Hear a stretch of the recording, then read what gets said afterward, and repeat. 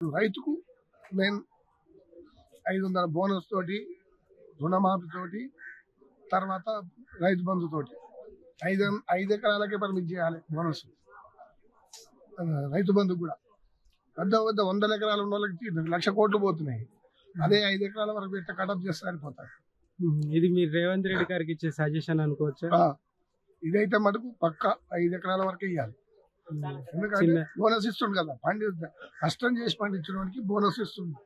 Bonus అది కష్టాతీతం.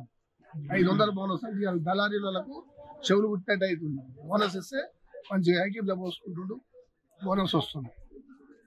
ఇలా ఒక్కొక్క రైతుకు ఎకరానికి 1,500, 16,000, 15,000 ఎకరానికి వస్తుంది బెనిఫిట్ బోనస్. అది బోనస్ ఇవ్వడం వల్ల. అదే రైతు బంధు 100 ఎకరాల మందికి 4 లక్షలు, 3 లక్షలు, 5 లక్షలు పైన 100 ఎకరాలలో దిగిపోయింది. ఇది మాకైతే రేవంత్ రెడ్డి పాలన మంచిది. ఈ రేవంత్ రెడ్డి గారికి ఒకటే సూచన, 5 ఎకరాల వరకే కటప్ చేయాలి. 5 ఎకరాలకు మించి ఇవ్వద్దు అసలు.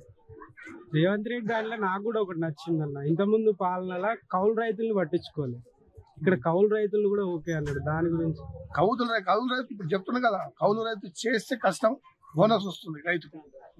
ఇది బోనస్.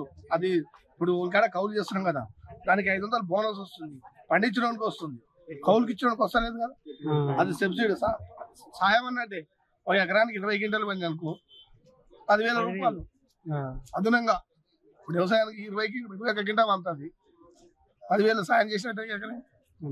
అదే 3 ఎకరం అన్ని 10 ఎకరాలు చేసింది అనుకో 1,00,000 రూపాయలు బోనస్ వల్ల. కౌలు రైతుకు కన్నా ఏ రైతు కన్నా అదే కౌలుకి ఇచ్చినోడికి బోనస్ పడదు కదా. అప్పుడు రైతే సేఫ్ ఉంటాడు. 100 ఎకరాలు సేఫ్ ఉండాలి. ఇది నేను చెప్తాను, బోనస్ రైతు భరోసా కూడా 5 ఎకరాలకే కటప్ చేయాలి. అప్పుడు సన్నకారు నిమ్మలంగా వస్తుంది, పేద బలహీన వర్గాలు కూడా ముందరికి వస్తాయి.